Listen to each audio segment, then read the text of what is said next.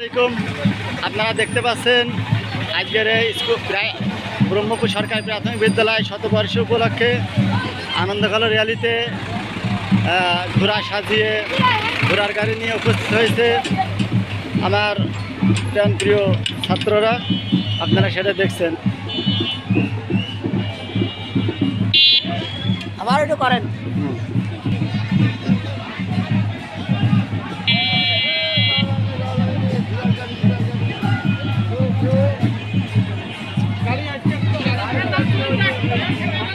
গাড়িটা বন্ধ করে